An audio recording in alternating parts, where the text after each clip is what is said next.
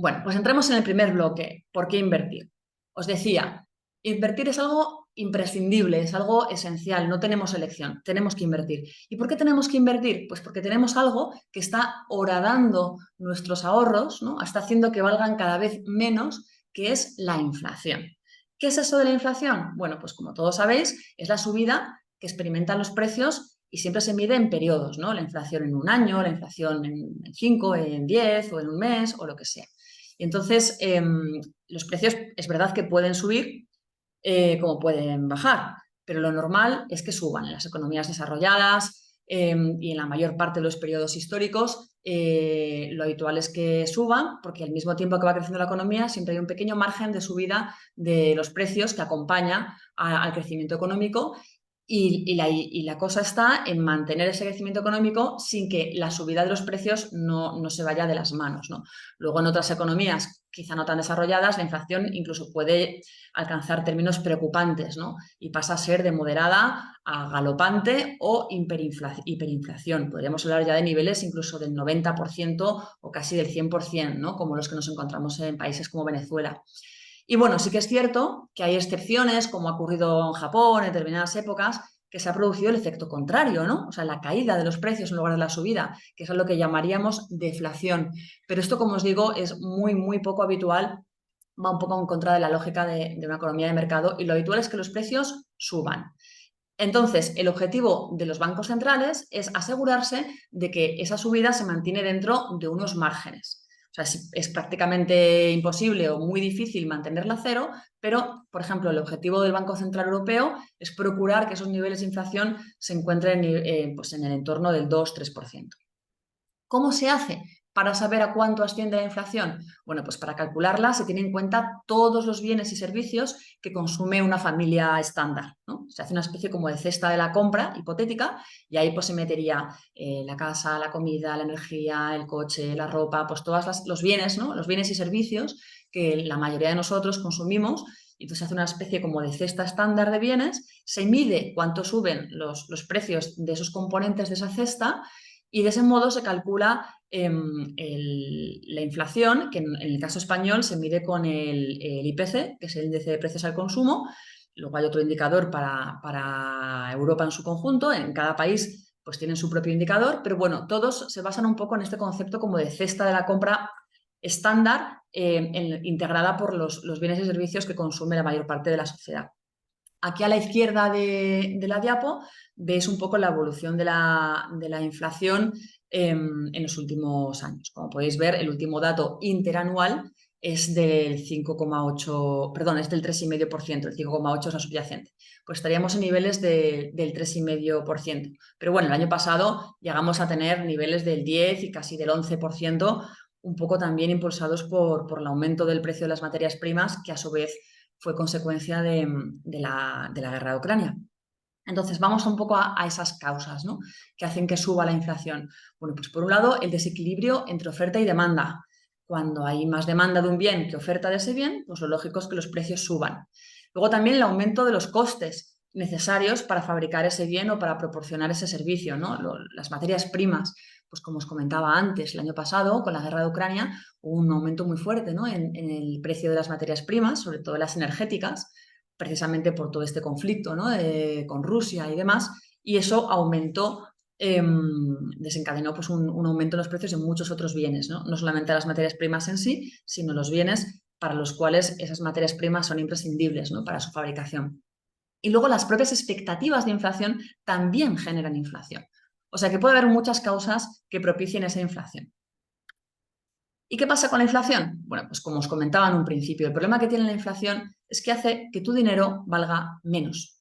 Es decir, si tú coges el dinero y lo metes debajo del colchón o haces el equivalente moderno a meter el dinero debajo del colchón, que es meterlo en una cuenta corriente, pues ese dinero, cada año que pase, va a valer menos. Es como si en vez de haber guardado 100, hubieras guardado 98, luego 95, luego 90, luego 80, en función de la inflación que haya cada año y de los años que estén pasando. Tu dinero es como si hubiese una polilla y la polilla estuviese devorando los billetes. O sea, tu dinero va a valer cada vez menos. O, visto de otra manera, ese mismo dinero te va a permitir comprar cada vez menos cosas. Entonces, en estas dos tablas que veis en la diapo, lo tenéis desde los dos puntos de vista, ¿no? En la tabla de la izquierda, el efecto de la inflación en el precio de un artículo que hoy cuesta 10 euros.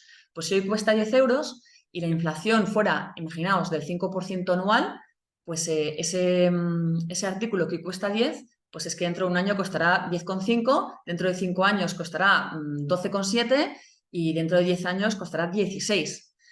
Pero si la inflación sube todavía más, pues igual nos podemos ver en niveles de que ese mismo bien que antes costaba 10 euros, pues ahora cuesta 13 o 30 o 60 euros, ¿no? Bueno, eso ya serían niveles muy, muy exagerados de inflación. Pero para que veáis, pues que al final, año tras año, es un acumulativo y los precios van subiendo, ¿no? O visto de otra manera, en la tabla de la derecha, si tú tienes un poder adquisitivo de 100, imaginaros que esos son los 100 euros, ¿no?, que tenéis metidos debajo del colchón.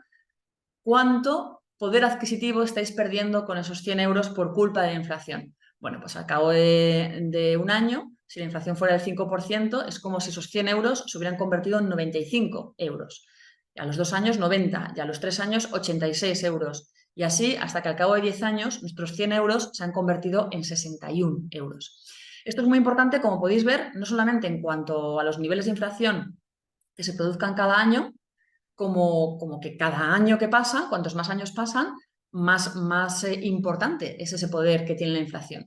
Y esto, pues claro, hay que tenerlo en cuenta porque si nuestro ahorro es a largo plazo, que así debería ser, o la propia meta de ahorro que tenemos implica necesariamente el paso de los años, porque por ejemplo estamos ahorrando para la jubilación o para una meta financiera que no va a tener lugar hasta dentro de varios años, pues fijad, con unos niveles de inflación incluso moderados, incluso del 2%, pues esos 100 euros a los 10 años se nos han convertido en 82 euros. Con lo cual, el dinero se nos va disolviendo, va perdiendo poder adquisitivo con el paso de los años, lo queramos o no. Y entonces no queda otro remedio que hacerlo crecer. Como va a perder el poder adquisitivo por culpa de la inflación, pues no nos queda otra que invertirlo para que crezca y de ese modo al menos conseguir que crezca lo suficiente para contrarrestar el efecto negativo que tiene la inflación. Ahora bien, la inflación, como os digo, es el motivo principal, más que nada porque nos afecta a todos, eso nadie se puede librar de la inflación, pero no es el único motivo por el que deberíamos invertir. También hay otro motivo muy importante que es la jubilación. Ya sabéis que, bueno, pues que en España tenemos, por un lado, un problema en cuanto a la hucha de las pensiones, ¿no?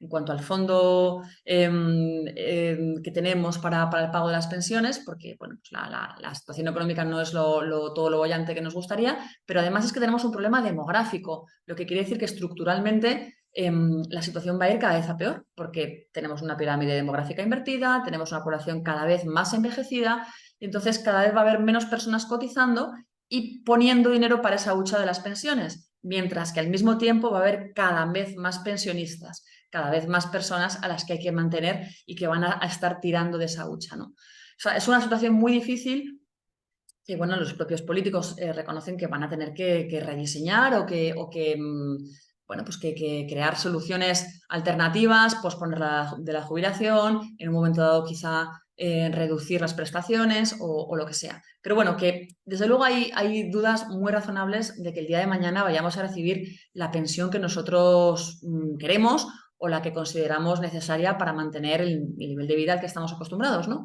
Con lo cual, lo más razonable es empezar a preparar nuestra jubilación cuanto antes. ¿Y por qué cuanto antes? Porque cuanto antes empecemos, menos esfuerzo económico nos va a costar y más rendimiento le vamos a poder sacar a nuestro dinero, porque el largo plazo es un gran aliado de la inversión. Ahí entran en juego fuerzas como las del interés compuesto, que veremos más adelante, y cuanto más tiempo estemos poniendo nuestro dinero a trabajar, pues esa bola de nieve va a ir creciendo cada vez más. Con lo cual, cuanto antes nos pongamos a invertir, muchísimo mejor. Y luego, más allá de la inflación y más allá de la jubilación, hay metas financieras que solo se pueden alcanzar si las preparas con tiempo y sobre todo con estrategia, ¿no? Puede ser un máster, un viaje, un coche o metas más ambiciosas, da igual, ¿no? O a lo mejor pagarle el año en Estados Unidos a tu hijo. Pero todas estas metas se pueden alcanzar siempre y cuando se organicen con tiempo y con una buena planificación financiera. Entonces, vayamos ahora a eso de cuál es el mejor momento para invertir. Y aquí os he puesto un proverbio chino, que habréis oído un montón de veces seguramente, que es: el mejor momento para plantar un árbol era hace 20 años, el segundo mejor momento es ahora. Y esto es perfectamente aplicable al mundo de la inversión, porque el mejor momento para invertir, bueno, y esto lo digo yo y lo dice Warren Buffett, el gran gurú de la inversión y uno de los hombres más ricos del mundo, el mejor momento para invertir es ahora mismo, porque si estás buscando el mejor momento de entrada al mercado, lo más probable es que te equivoques. O sea, esto es lo que se llama intentar hacer market timing, ¿no? El momento, intentar acertar con el momento de entrada al mercado. Porque es verdad que hay personas que quieren invertir, pero dicen, bueno, yo es que ahora mismo veo los mercados que están muy revueltos, no sé si la bolsa todavía va a caer, etcétera, ¿no? Bueno, pues saber cuál es el mejor momento de entrada o saber si la bolsa va a seguir cayendo o no, o ha tocado ya suelo y lo que le queda por delante es rebotar y subir, eso no lo sabe nadie, es muy difícil. O sea, no, ni siquiera los grandes expertos, los grandes analistas, los grandes bancos de inversión pueden hacer pronósticos verdaderamente fiables sobre lo que van a hacer los mercados, ¿no? Y de hecho, muchísimos de los grandes inversores de nuestros días, como el propio Buffett, que os decía antes, renuncian a intentar acertar con el mejor momento de entrada al mercado, ¿no? Con eso que llaman los ingleses el market timing. Y lo que propugnan es que hay que invertir desde ya. O sea, hay que renunciar a encontrar el mejor momento de entrada al mercado y simplemente trazarse una estrategia. Y una estrategia me refiero, luego lo veremos, en términos de pues, un poco más de bolsa, un poco más de renta fija, etcétera, y entrar al mercado sin esperar, porque nunca vamos a saber si el momento en el que entramos es bueno, ¿no?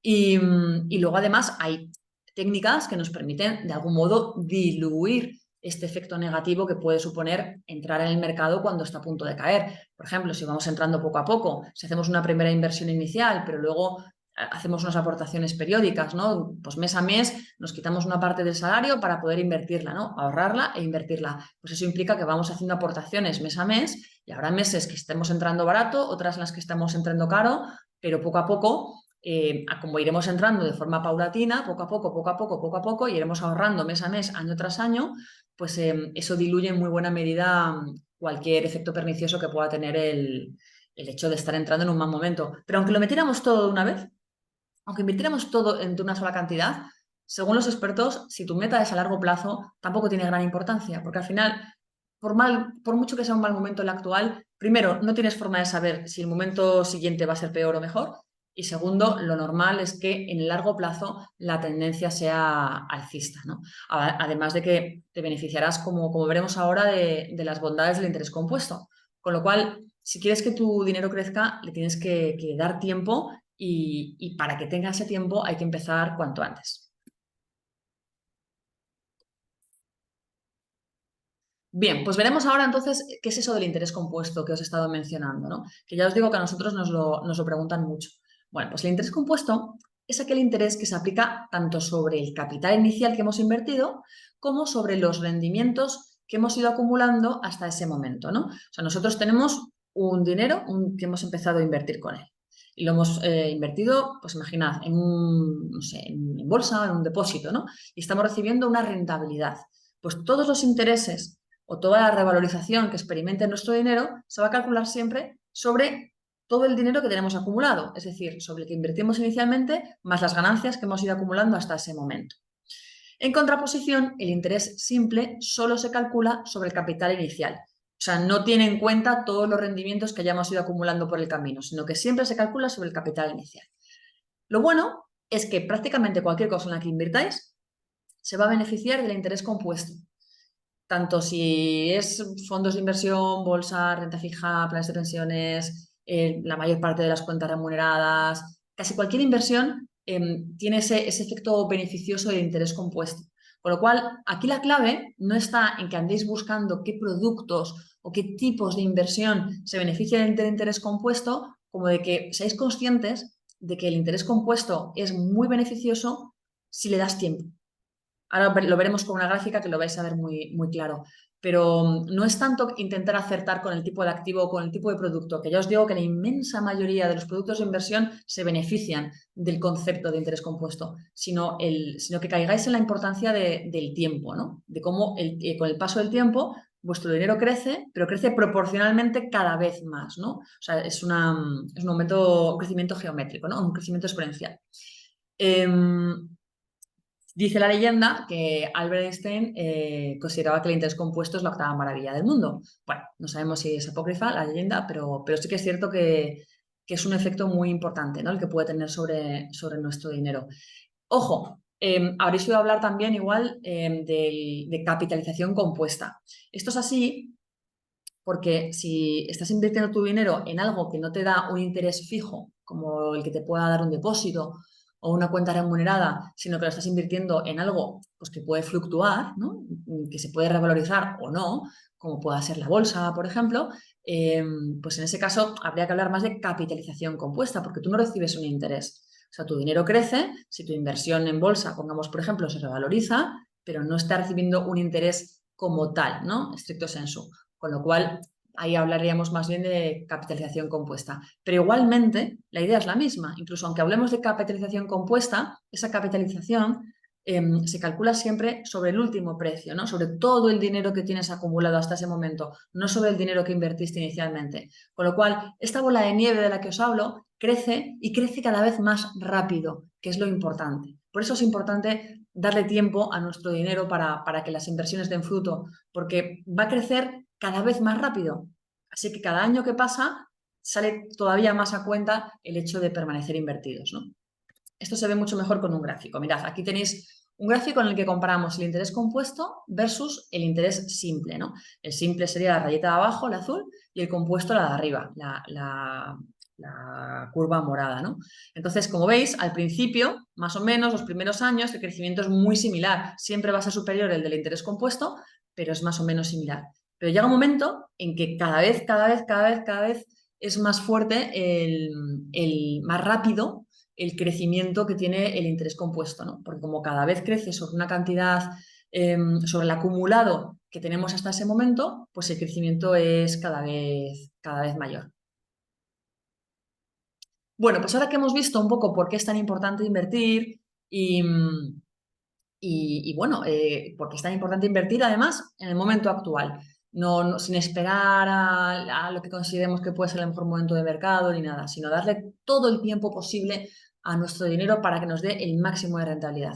Ahora que hemos dejado claro eso, veamos en qué podemos invertir. Antes de nada, vamos a ver qué es eso de invertir. ¿Qué es invertir? ¿Qué estamos haciendo cuando estamos invirtiendo? Bueno, pues una metáfora con la que solemos utilizar, ¿no? Para explicar un poco qué es esto de la inversión es hacer un cóctel. Para hacer un cóctel necesitas unos ingredientes, que en el caso de la inversión, los tres principales ingredientes de cualquier cartera de inversión son la bolsa, las acciones, etcétera, ¿no? Lo que es la bolsa, la renta fija, que habréis oído hablar también, los bonos y las letras del tesoro, etcétera, y la liquidez. La liquidez es el efectivo, el dinero contante y sonante, ¿vale? Lo que tenéis en la cuenta corriente, eso es la liquidez. Este cóctel, que tiene estos tres ingredientes principales, se pueden aderezar en pequeñas dosis con otros ingredientes para darle un poquito más de chispa, ¿no? Un poco más de emoción, de rentabilidad. En este caso, también le estaríamos dando un poquito más de riesgo, etcétera. Por ejemplo, las materias primas, el inmobiliario, las divisas, el capital riesgo, etcétera. Estas son cosas que podemos añadir en nuestra cartera en pequeñas dosis, pero que puede hacer que sea más rentable. El recipiente del cóctel, esto es importante. Bueno, pues los productos financieros, que seguramente habéis oído hablar de ellos muchas veces, los grandes productos financieros son los fondos de inversión y también los planes de pensiones, son los recipientes de ese cóctel. ¿Eso qué quiere decir? Que cogemos uno de esos recipientes, uno de esos productos financieros y lo miramos y está lleno de ingredientes en diferentes proporciones. Pues a lo mejor tienes un fondo de inversión que tiene más bolsa que renta fija, tienes otro fondo de inversión que tiene solamente renta fija, tienes otro que tiene solamente bolsa, luego tienes otro que tiene bolsa pero de otro tipo, porque es bolsa americana en lugar de bolsa europea. O sea, como veis, hay mucho, o sea, el recipiente sigue siendo el mismo, pero depende la rentabilidad que nos dé y el riesgo que conlleve de los activos, ¿no? De los ingredientes que estemos metiendo dentro de ese recipiente. Por tanto, luego, claro, dependiendo del recipiente, pues puede tener sus ventajas o sus inconvenientes, ¿no? No es lo mismo un fondo de inversión con plan de pensiones, tienen diferentes ventajas, diferente fiscalidad, etcétera. Pero la rentabilidad que nos dé nuestro producto financiero y el nivel de riesgo que estemos asumiendo no la determina el producto en sí, la determina los ingredientes que lleva dentro, ¿no? Y exactamente igual que con un cóctel, lo rico que nos sepa o lo borrachos que nos pongamos después va a depender del contenido del cóctel, no del recipiente en el que lo estemos metiendo, ¿no? Y finalmente, otro concepto que nos tiene que quedar claro, el de la receta. ¿Cuánto ponemos de bolsa? ¿Cuánto de renta fija? ¿Cuánto de liquidez? ¿No? ¿En qué proporción? O si le vamos a echar capital riesgo a nuestra mezcla o no le vamos a echar ese mix, ¿no?, de ingredientes. Bueno, pues eso es lo que en el argot financiero se conoce como asset allocation, es decir, como la distribución de activos, ¿no? Cada uno de estos ingredientes son los activos financieros y la receta sería el asset allocation. Entonces, cada uno de nosotros tenemos una receta perfecta, una receta que es la ideal para nosotros. Incluso, ya no solo para nosotros, sino para nuestro objetivo financiero, que podemos tener diferentes objetivos financieros y cada uno de ellos tener una receta perfecta. Entonces, eso es lo que tenemos que averiguar cuando invertimos. Uno, ¿cuál es la razón por la que estamos invirtiendo? Pues para la jubilación, para comprar una casa, para lo que sea. Y en función de cómo somos nosotros, que luego lo veremos al final, ¿no? Cómo se hace una asset allocation, cómo somos nosotros y a qué plazo queremos recuperar el dinero, etcétera, pues ya configuramos la receta ideal, ¿no? Bien, y ahora ya vamos a entrar en esos ingredientes que tiene nuestro cóctel.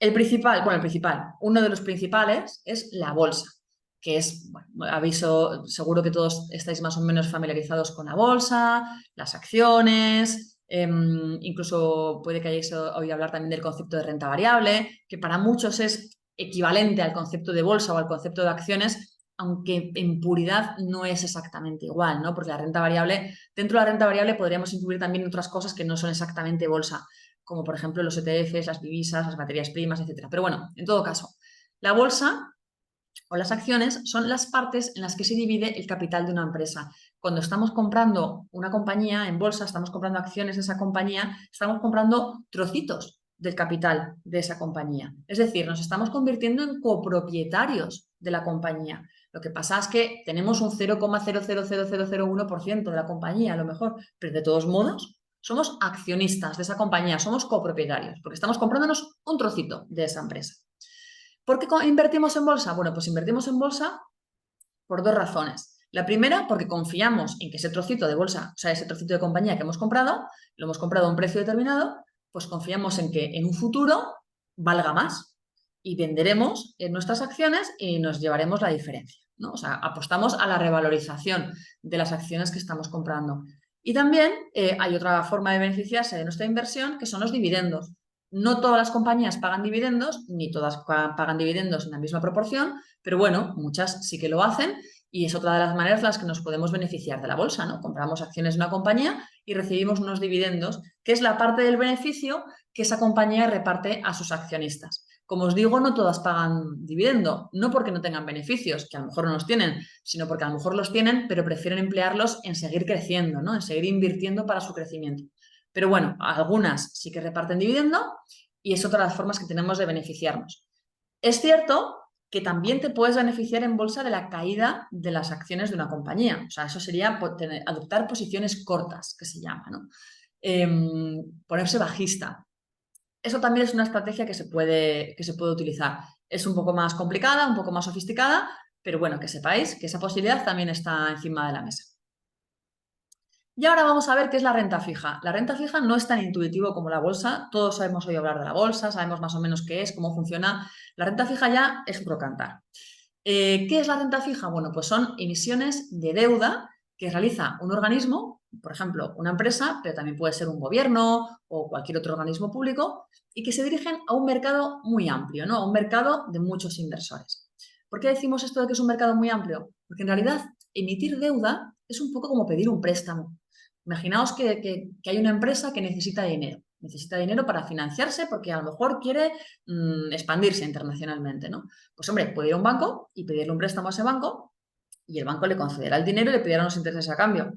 Pero otra vía que tiene esa empresa para financiarse es emitir un título de deuda, que puede ser un bono, un pagaré, lo que sea, ¿no? Un título de deuda. Entonces, ese título de deuda, en vez de adquirirlo una sola entidad, como sería el banco, ¿no? Si hubiera sido un préstamo, pues lo vende, lo coloca en el mercado. Y en el mercado hay muchos inversores que van comprando este título de deuda que son muchos títulos, ¿no? Hasta que alcanzan un importe total, que es el importe total que requiere la compañía para financiarse.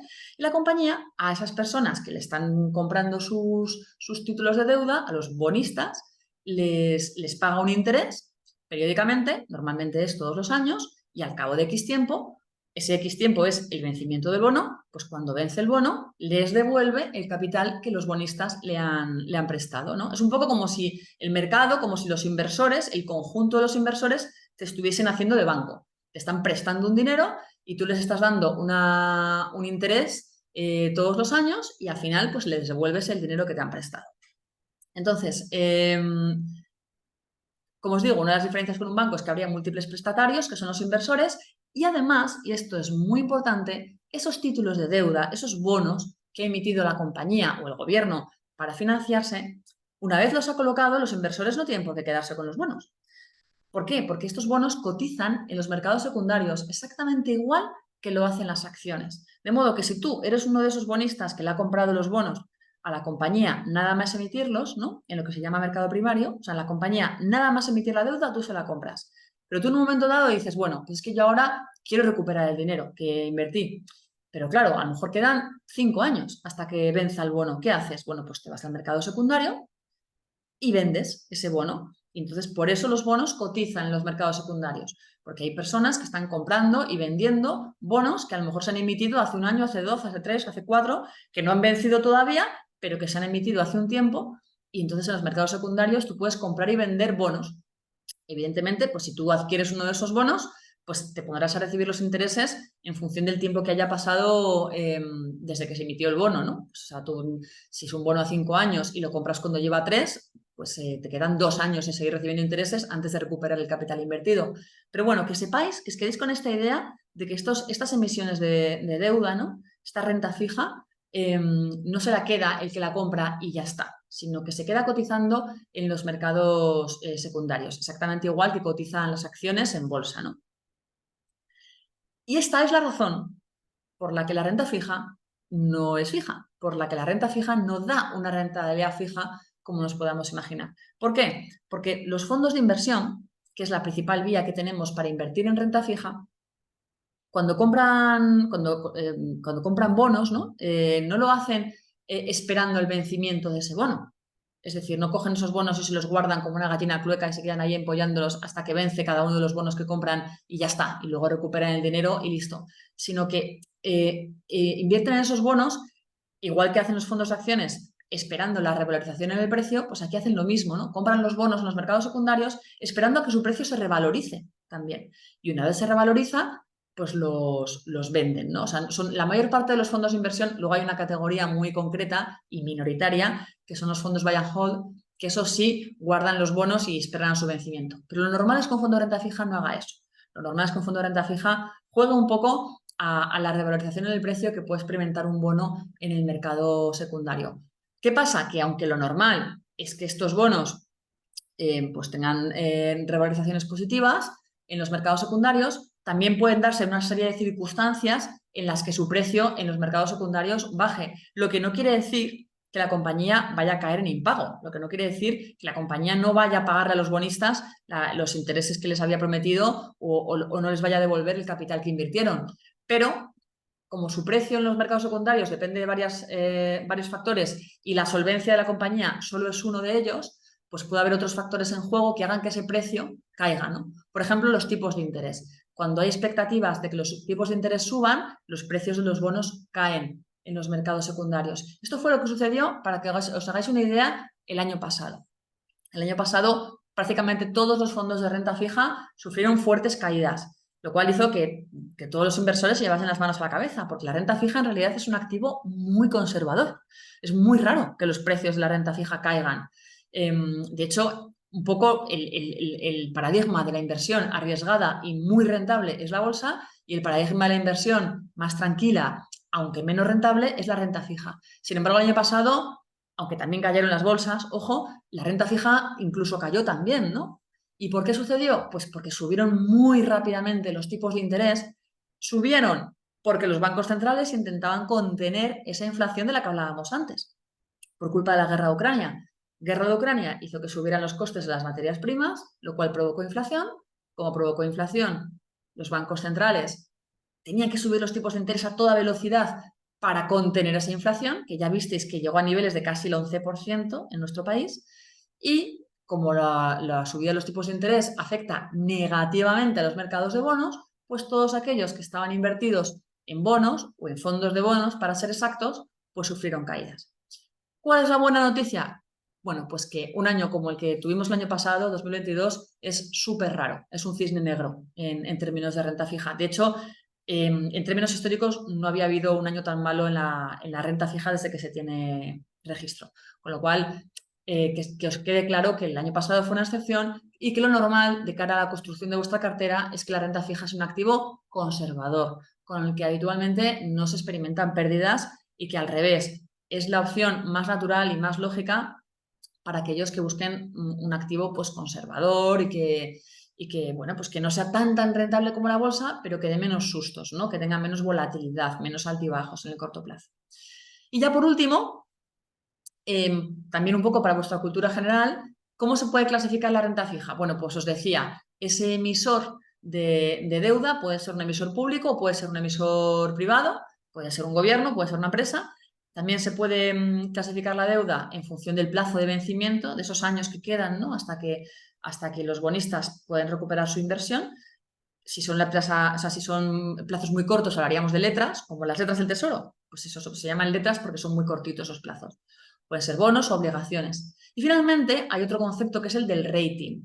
¿Qué es eso del rating? Bueno, pues el rating es la nota que le dan unas agencias especializadas a esa deuda para evaluar cómo de probable es que la empresa que ha emitido la deuda efectivamente cumpla su compromiso con los bonistas o no lo cumpla, ¿no? Pues, es decir, hay unas agencias especializadas, que seguro que habéis oído hablar de ellas, como Standard & Poor's, Moody's, Fitch, que se dedican a analizar la solvencia de las compañías que emiten deuda. Y entonces, y en función de ese nivel de solvencia, pues le adjudican un rating a esa deuda, una nota.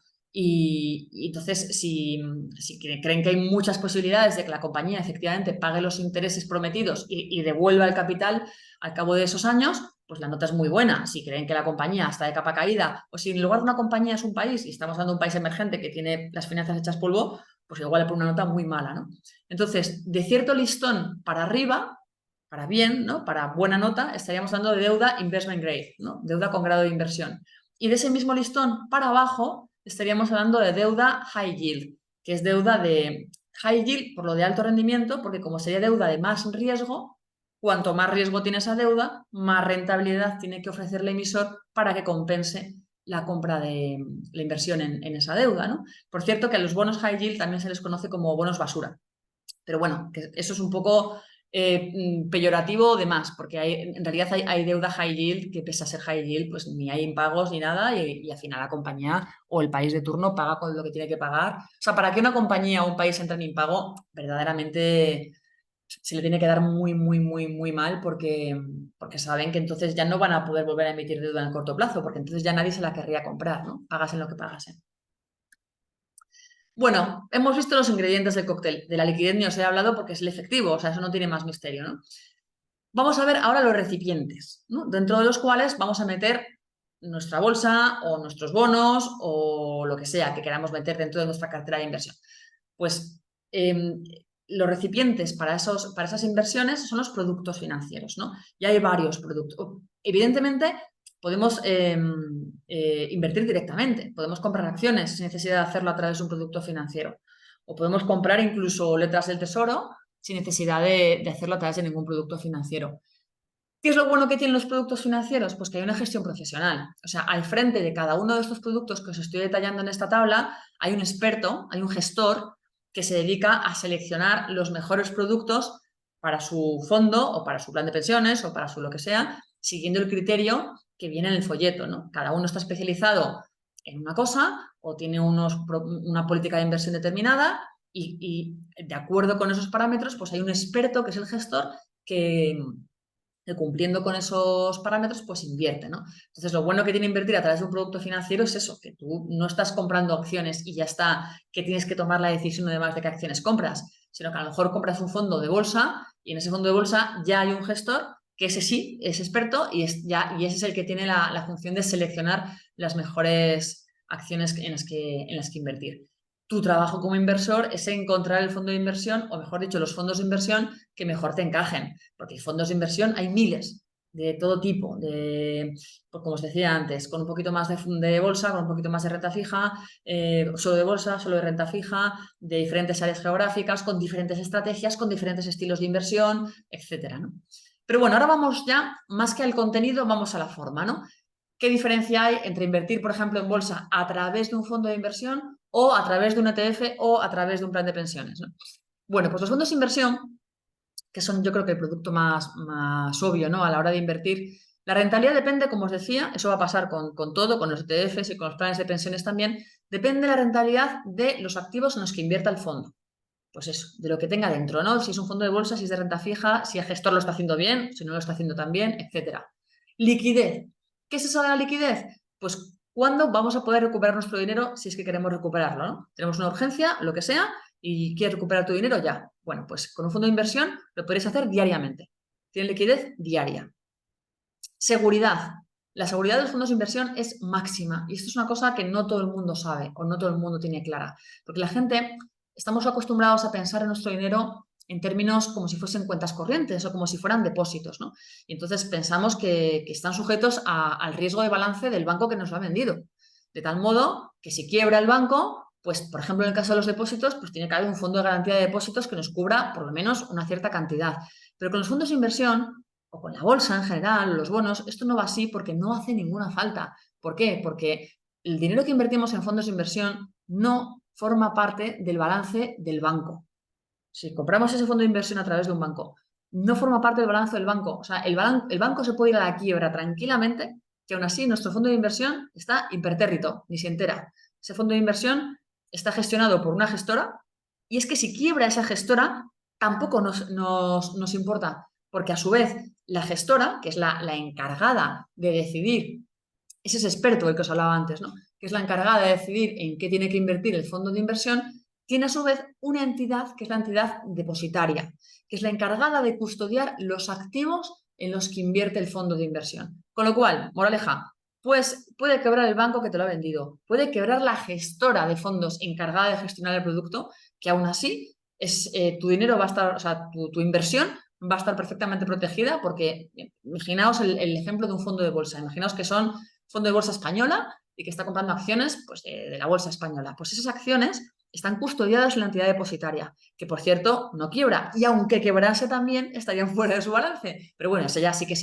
prácticamente imposible que quiebren porque además no son entidades que concedan créditos ni nada, o sea, no, su único trabajo es custodiar. No. Entonces, si invertimos en un fondo de bolsa española, imaginaos, nuestras acciones, nuestras telefónicas, nuestros Santanderes, nuestras Endesas, etcétera, todo eso estaría custodiado en la entidad depositaria. Entonces, la gestora es la que decide en cada momento qué acciones se compran. Bueno, pues ahora vende las telefónicas y compra Ferrovial. Bueno, justo Ferrovial ya no es bolsa española. Pues vende los ferroviales y compra Naturgy o lo que sea, ¿no? Y todas esas acciones que va comprando o vendiendo el gestor en función de su estrategia quedan ahí custodiadas en la entidad depositaria. Con lo cual, si el banco a través del cual habéis comprado el fondo, imaginad que es MyInvestor, así, pues citaros un banco al azar, quiebra, no pasa nada, el banco es un mero intermediario. Y si quiebra la gestora, también da igual, imaginaos que es Bestinver, también daría igual, porque no está en el balance de la gestora, está aparte. O sea que en este sentido, cuando invirtáis en fondos de inversión, esto que os estoy diciendo es igual para los planes de pensiones y para los ETFs. Tranquilidad, no hace falta que haya un fondo de garantía de depósitos, no lo necesitáis, vuestro dinero no sufre ningún tipo de riesgo de balance de nadie, no depende de la quiebra de nadie. ¿Está sujeto a un riesgo? Sí, hombre, está sujeto a un riesgo porque estás invirtiendo en un mercado que sufre altibajos. Cuando tú inviertes en bolsa, las acciones en las que estás invirtiendo, tanto si lo haces de forma directa como si lo haces a través de un producto financiero, pues esas acciones sufren altibajos en la cotización. Ahí está tu riesgo, pero no por la entidad que te lo ha comercializado o que te lo está gestionando. Y por último, la fiscalidad. Bueno, pues aquí tributaríais por ganancias y pérdidas patrimoniales, ¿no? Pero tienen como la inmensa mayoría de los productos financieros. Pero los fondos de inversión tienen una ventaja añadida, que es que puedes sacar el dinero de un fondo y meterlo en otro fondo sin tener que tributar por el camino. Es una ventaja especial que tienen los fondos de inversión, que os puede parecer una cosa menor, pero que es muy interesante cuando queremos hacer cambios dentro de nuestra cartera.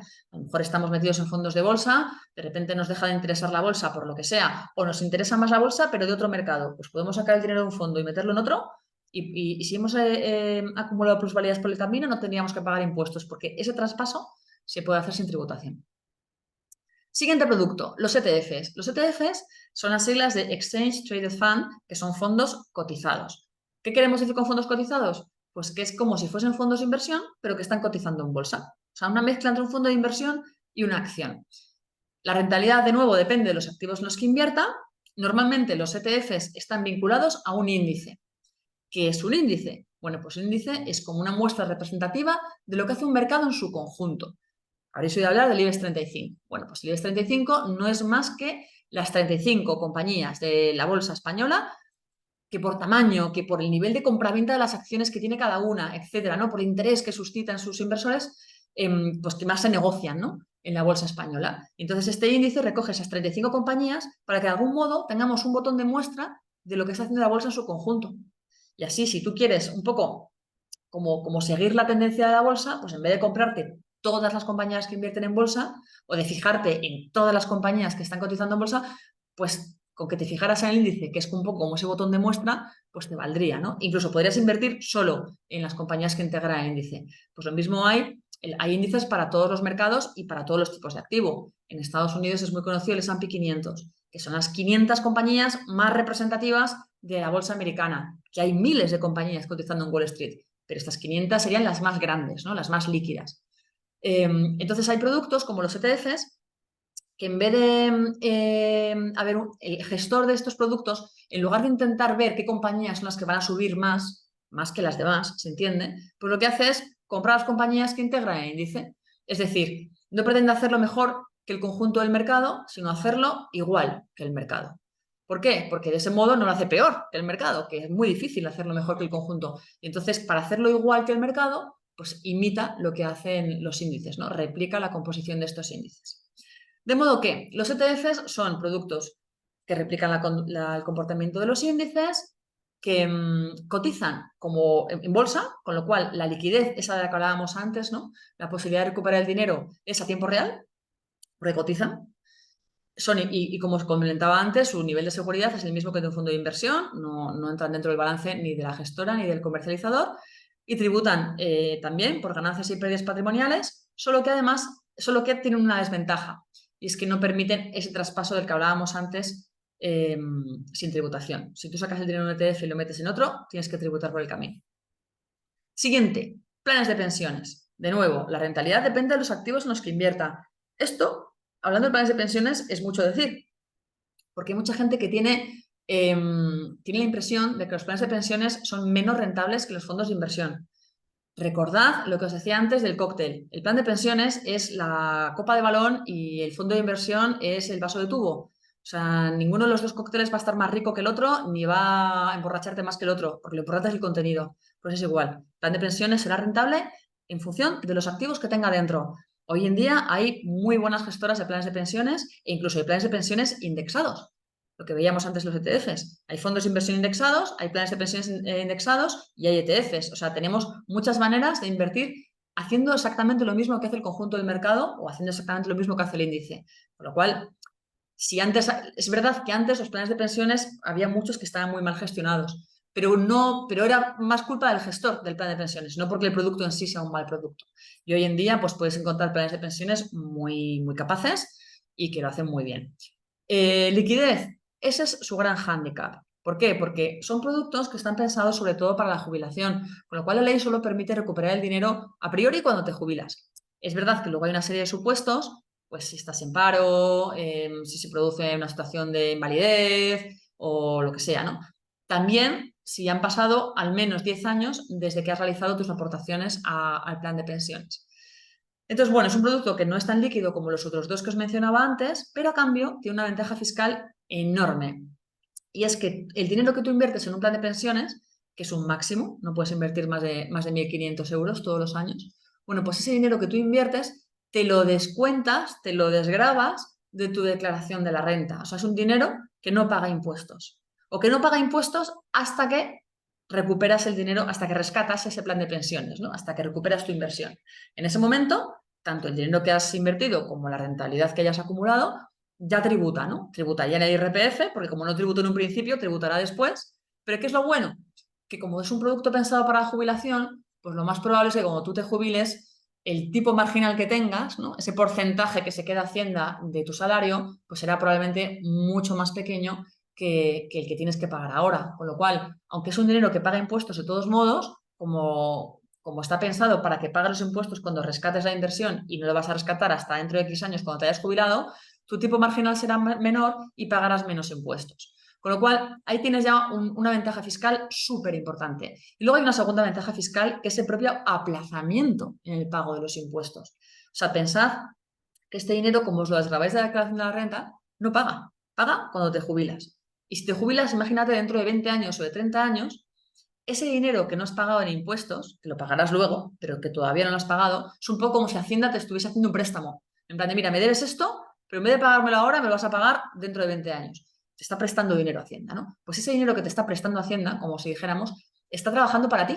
Mientras tanto, recordad lo que os decía de interés compuesto. Es un dinero que como no se lo estás pagando a Hacienda, lo puedes invertir. Y como lo puedes invertir, toda la rentabilidad que vaya generando va a ir a tu favor.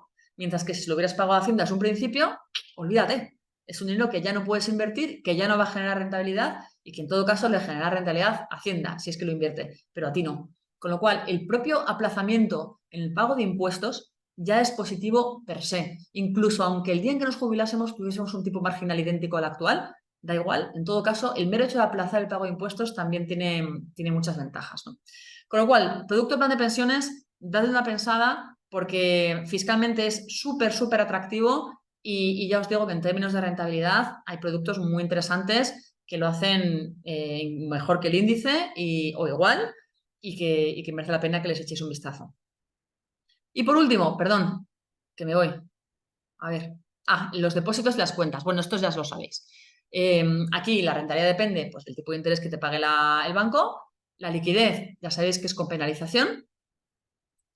Cuando es un depósito, si se liquida, si es un depósito a un plazo, ¿no? Con lo cual, si tú sacas el dinero antes, pues hay una penalización. Normalmente la penalización asciende a los intereses que has cobrado hasta ese momento. O sea, no te penaliza el dinero que has invertido, pero sí los intereses que has podido cobrar hasta ese momento. Y eso sí es un depósito. Si es una cuenta remunerada, es sin penalización. Tú puedes recuperar el dinero cuando quieras y te quedarías con los intereses que hayas ido cobrando hasta ese momento. Seguridad.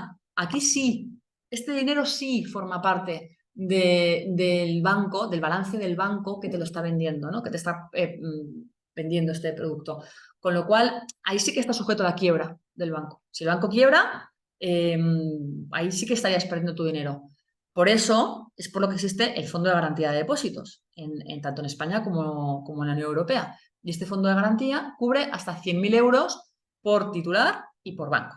¿Vale? Entonces, todos los depósitos y cuentas que tengas en un solo banco, hasta 100.000 euros, estarían cubiertos por el Fondo de Garantía de Depósitos.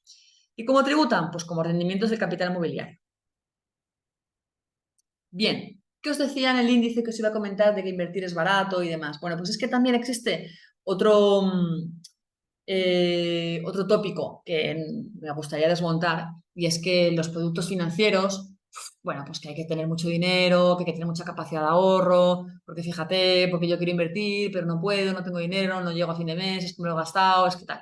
A ver, un fondo indexado es un fondo de inversión, pero que está que imita el comportamiento del índice, ¿vale?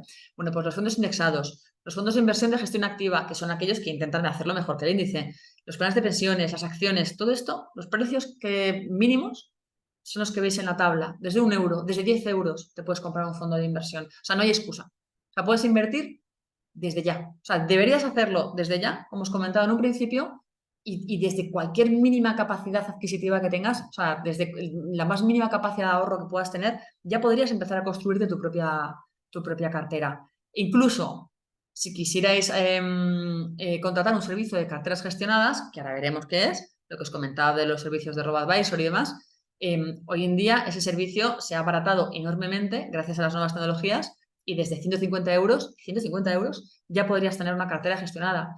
E incluso ya el colmo de la sofisticación, que es el crowdfunding inmobiliario, que es esto de que puedes comprar como trocitos de promociones inmobiliarias y tal, ¿no?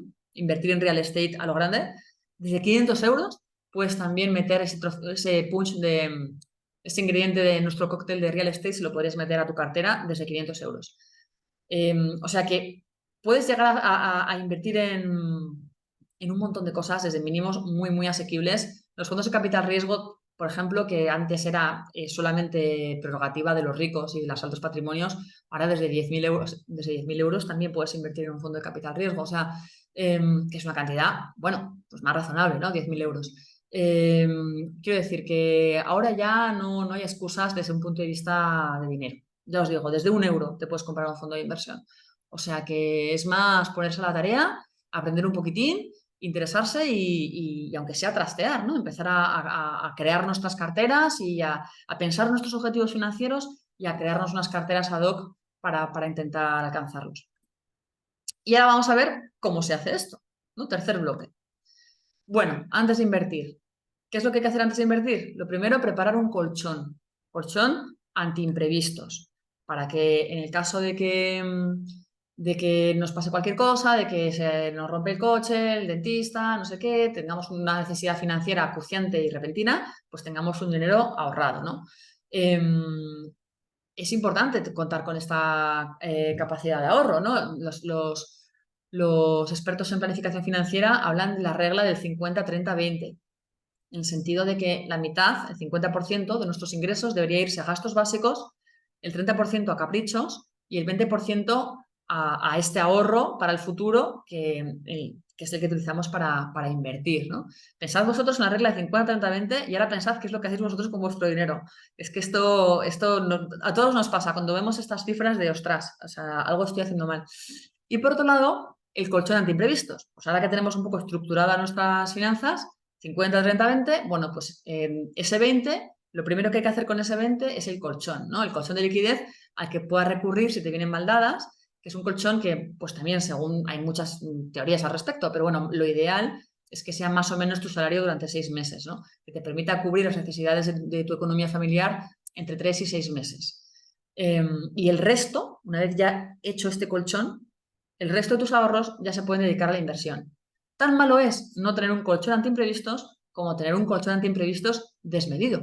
Si nuestro colchón antiimprevistos es desaforado, es desmedido, o sea, tenemos muchísimo más dinero de colchón del que necesitamos, pues tenemos un coste de oportunidad, porque en realidad podríamos, o sea, no nos hace falta tener tanto colchón y podríamos estar invirtiendo nuestro dinero para cosas muchísimo más rentables y para conseguir sueños, o sea, objetivos financieros que a lo mejor ni nos imaginábamos que eran posibles y sí lo son, o para preparar nuestra jubilación o lo que sea, ¿no? Con lo cual el colchón es importante hacerlo, pero es importante que tenga un tamaño razonable, ni demasiado grande ni demasiado pequeño. Ahora vamos a eso de la receta del cóctel. Lo de la receta del cóctel, ¿no? Lo que hablábamos de la asset allocation, que es la distribución porcentual de renta fija, bolsa y otros activos de inversión que vamos a tener dentro de nuestra cartera, ¿no? ¿Y cómo se hace un buen asset allocation? Bueno, pues tienes que hacerte una serie de preguntas. Primera, ¿cuánto dinero quieres ganar? Porque claro, en función del dinero, o sea, tienes X dinero, o sea, vas a invertir 10.000. ¿Y en cuánto quieres que se conviertan tus 10.000? ¿En 15.000? ¿En 20.000? ¿En 30.000? O sea, ¿cuánta rentabilidad le quieres sacar a tu dinero? Bueno, pues eso es una de las cosas que te tienes que plantear, ¿no? Y para eso tienes que saber cuál es el objetivo con el que estás invirtiendo, ¿no? La jubilación, la compra de una casa, la educación de los hijos. Y también ese objetivo financiero va a determinar el plazo, el horizonte temporal en el que quieres recuperar tu dinero. Esto es súper importante. ¿Por qué? Porque el horizonte temporal va a determinar el nivel de riesgo que puedes asumir. ¿Qué quiere decir esto? Que los activos, ¿os acordáis que os decía que la bolsa es el activo más rentable, pero también el más arriesgado? Y en cambio la renta fija es el activo más conservador, con menos oscilaciones, pero no tan rentable como la bolsa. Bueno, pues en el largo plazo, históricamente se ha comprobado con muchos estudios y demás, la bolsa tiende a ser alcista. Lo que tiende es a darnos muchos sustos en el corto, porque sufre muchas oscilaciones. Pero eso es como si tú te imaginas una gráfica en la que en el corto plazo la gráfica ves que tiene muchos altibajos, ¿no? Muchas variaciones, pero luego a medida que va avanzando la gráfica, la tendencia es que esa gráfica sea creciente, ¿no? Vaya hacia arriba. Pues la bolsa es así. Esto quiere decir que si tu horizonte es a corto plazo, no deberías invertir mucho en bolsa, ¿Por qué? Porque como sufres esas oscilaciones que son más fuertes, pues a lo mejor compras en un momento en el que vas a recuperar el dinero el mes que viene o al cabo de 3 o al cabo de 6 meses y justo te ha pillado en las oscilaciones y acabas perdiendo dinero. O sea que si lo que te interesa es el corto plazo, es mejor que adoptes una estrategia más conservadora. Mientras que si tu objetivo es el largo plazo, ya puedes asumir riesgos mayores porque la tendencia en el comportamiento de la bolsa es a que sea más rentable en el largo plazo, ¿no? La tendencia de fondo es alcista.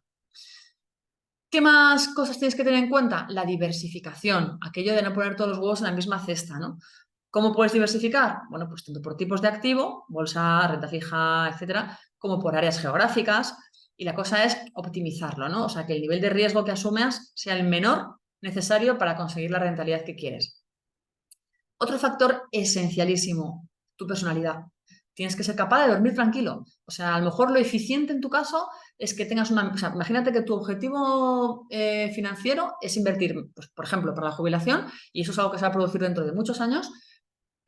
Luego, en buena lógica, deberías asumir más riesgo y tener más bolsa, ¿no? Según todas las teorías y según todos los planificadores. Pero si tu personalidad es de que en cuanto la bolsa cae un poquito ya te asustas y estás ya que no duermes y estás deseando vender porque dices, uff, que he perdido un montón de dinero, porque te falta igual un poco esa templanza como para decir, vale, sí, estoy perdiendo dinero, pero es que la bolsa luego se va a recuperar y va a subir y va a recuperar todo lo que he perdido y por encima de eso va a subir y va a subir más. Si te falta un poco ese estómago, ¿no? Pues en ese caso vas a tener que invertir en cosas más conservadoras, o sea, aunque no sea lo más eficiente para ti, porque lo primero es que tú duermas tranquilo, más que nada, ya no solo por tu felicidad personal, que también, como porque no tomes decisiones llevado por el miedo. Si tú estás invirtiendo en bolsa y no tienes la personalidad, la tolerancia al riesgo suficiente, pues igual a la más mínima caída de la bolsa coges y vendes. Y entonces te sales en el peor momento y encima te has comido una caída que a lo mejor era puntual, pero te la has comido y encima has vendido, con lo cual ya no te vas a recuperar, ¿no? Entonces, otro de los factores que tienes que tener en cuenta para un buen asset allocation es tu personalidad, tu nivel de tolerancia al riesgo. Y finalmente, pues hay que intentar acertar, claro, como todo en la vida, si estás construyendo una cartera que está integrada por diferentes tipos de activo, de diferentes áreas geográficas, con diferentes estrategias, compañías grandes, pequeñas, etcétera, de diferentes sectores, pues oye, pues si estás dando con la combinación ganadora, que es la que mejor lo va a hacer en X años, pues mejor que mejor, ¿no? Vale, después de haber oído cómo os explico todo esto, es muy posible que penséis, bueno, se me hace bola. O sea, intentar acertar con esa combinación ganadora, o sea, con el asset allocation perfecto, con esa receta del cóctel que es la perfecta para mí, por mi nivel de riesgo, por mi nivel de tolerancia al riesgo, por mi horizonte temporal, por esto, por lo otro, o sea, no sabría decirte, ¿no? Cuánto de bolsa, cuánto de renta fija, cuánto de materias primas, o sea, no, es muy complicado. Entonces, para las personas que a lo mejor les falta un poquito de conocimientos financieros o de ganas, ¿no? De meterse un poco a decidir estas cosas, es verdad que hay entidades que lo hacen por ti. Y en concreto, este servicio, que se llama Servicio de Gestión de Carteras, que lo presta la banca privada en general, de unos años a esta parte lo están prestando también unas entidades que se llaman robo-advisors. ¿Qué es un robo-advisor? Bueno, pues es una entidad que te presta este servicio de gestión de carteras, ¿no? Que te hace las carteras a tu medida, te hace este asset allocation por ti, y que además, como incorpora las nuevas tecnologías, pues lo hace muy barato, o sea, le supone muchos menos costes de los que tradicionalmente suponían a la banca privada convencional. Con lo cual, puede hacerlo desde mínimos de inversión muchísimo más bajos de los que eran habituales antes para poder disfrutar de este tipo de servicio y con unos costes de gestión muchísimo más bajos también, ¿no? Entonces, ¿qué es un robo-advisor? Bueno, pues es una fintech, es una startup que presta un servicio de gestión online de carteras de forma automatizada y adaptada al perfil de cada cliente, ¿no? ¿Cómo lo hace? Bueno, pues tiene una serie de algoritmos matemáticos que a su vez han sido desarrollados por un comité de inversión y con ellos crean distintas carteras. Una cartera de fondos es como un conjunto de fondos, no es otra cosa, ¿eh? Entonces, estas carteras están integradas generalmente por fondos indexados, ¿no? Por fondos que imitan índices, o también pueden estar compuestas por fondos de otra índole o por ETFs o lo que sea. Y lo importante es que estas entidades, los robo-advisors, tienen distintas carteras y cada una está adaptada a un nivel de riesgo, ¿no? De modo que tú como cliente, que no tienes a lo mejor mucha idea de inversión y que dices, mira, a mí dame el servicio llave en mano, a mí dame una cartera que ya esté hecha y que cumpla con mis necesidades. Bueno, pues tú haces un test, este test, que además es un test que se hace por imperativo legal, etcétera, que se llama test de idoneidad. Tú haces un test y, y cuando terminas de hacer el test, te dicen cuál es la cartera que se ajusta a tus necesidades. Por ejemplo, nosotros tenemos diferentes tipos de RoboAdvisor. Uno de los RoboAdvisor que tenemos, que es el RoboAdvisor de carteras indexadas, las carteras les hemos puesto nombres de estilos musicales, para que os hagáis una idea, ¿no? Entonces, la de música clásica es la más conservadora de todas, es la que menos riesgo asume y por tanto también la menos rentable, y esa se llama música clásica. Y de ahí vamos incrementando el porcentaje de bolsa y disminuyendo el porcentaje de renta fija hasta llegar a, o sea, vamos pasando la clásica, la pop, la indie, la rock, hasta llegar a la heavy metal. Y la cartera heavy metal es 100% bolsa, ¿no? Para que os hagáis un poco una idea de cómo funciona esto. Entonces tú hacías tu test y en función de tus objetivos financieros y de tu nivel de tolerancia al riesgo y demás, te sale cuál es la cartera en la que deberías invertir. Y entonces ya, si quieres, inviertes en esta cartera, que insisto, no es más que un conjunto de fondos de inversión, y ya lo haces con la tranquilidad de saber de que ese conjunto de fondos ya está pensado con una asset allocation, con una proporción entre renta fija, renta variable, mercados de un tipo, mercados de otro, etcétera, que se adapta a ti, que se adapta a lo que tú necesitas, ¿no? A tu nivel de riesgo y a tus objetivos. Y además, el RoboAdvisor no solamente ha hecho esta selección de fondos, no estás pagando solo por la selección de fondos en sí, sino que además el RoboAdvisor te sigue gestionando la cartera a tiempo real. Es decir, se asegura siempre de que los fondos sean los adecuados, si hace falta cambiar un fondo y meter otro, pues lo cambia, se asegura de que la proporción, el peso de los fondos sea la que tiene que ser, etcétera, ¿no? O sea, hay mantenimiento para que sea siempre una cartera acorde con el nivel de riesgo que es el que tú has elegido.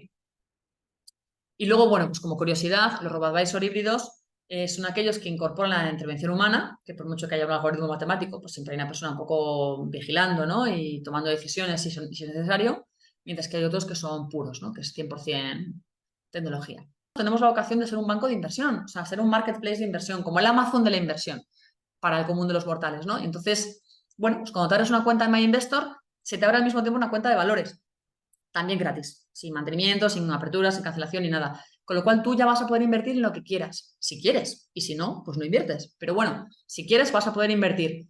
Tienes un broker con acciones y ETFs y puedes comprar acciones y ETFs, ¿no? Para los que quieran invertir de forma directa. Por supuesto, también puedes contratar hipotecas y tal, ¿no? Somos un banco al uso con todos los servicios de un banco al uso, financiación y demás. Puedes hacerte tu propia cartera de fondos. Oye, igual habéis visto este webinar y habéis dicho, me vengo arriba, me voy a hacer mi asset allocation, me voy a hacer mi composición de lugar y voy a decidir en qué fondos de inversión voy a invertir. Bueno, pues tenemos una oferta de 1.700 fondos de inversión. Con lo cual, podéis encontrar todos los fondos que queráis, de los que intentan batir al mercado, que son los de gestión activa, de los que quieren hacerlo igual que el mercado, que son los indexados, los que queráis. O sea, vendemos fondos de las mejores gestoras del mundo e incluso si algún cliente se interesa en un fondo y no está en nuestra oferta, nos podéis escribir y lo incorporamos. Y lo mismo con los planes de pensiones. Tenemos más de 80 planes de pensiones en nuestra plataforma, con lo cual podéis escoger el que más os guste y también podéis invertir en él. Y si preferís el servicio llave en mano, pues también tenéis RoboAdvisor, que tenemos las carteras indexadas, las musicales, las que os hablaba antes, y luego otras que son híbridas, que están formadas tanto por indexados como por fondos de gestión activa, carteras sostenibles, que están integradas solo por fondos sostenibles, ¿no? Que son estos que invierten siguiendo criterios socialmente responsables. Tenemos una cartera que está integrada solo por fondos monetarios, ¿no? Que es como de nivel casi cero de riesgo, en plan cartera ahorro se llama. Y en cuanto al ingrediente del cóctel para darle así como un poco de punch, pues tenemos la inversión alternativa. Tenemos fondo de capital riesgo, que es bueno, es un producto muy sofisticado para perfiles de riesgo ya bastante altos, porque a cambio el nivel de rentabilidad es muy superior al que puede ofrecernos la bolsa. Eso sí, antes de contratar un producto de esas características hay que pasar un test de conveniencia para asegurarnos de que el cliente tiene los conocimientos, el nivel de riesgo adecuado para adquirir este producto. Y luego también tenéis el crowdfunding inmobiliario del que os hablaba antes, por si queréis también complementar vuestra cartera con un poquito de, bueno, pues eso, ¿no? De más allá de la vuestra renta fija, con ese punch para que pueda ser ya lo más rentable posible. Y con esto terminaríamos.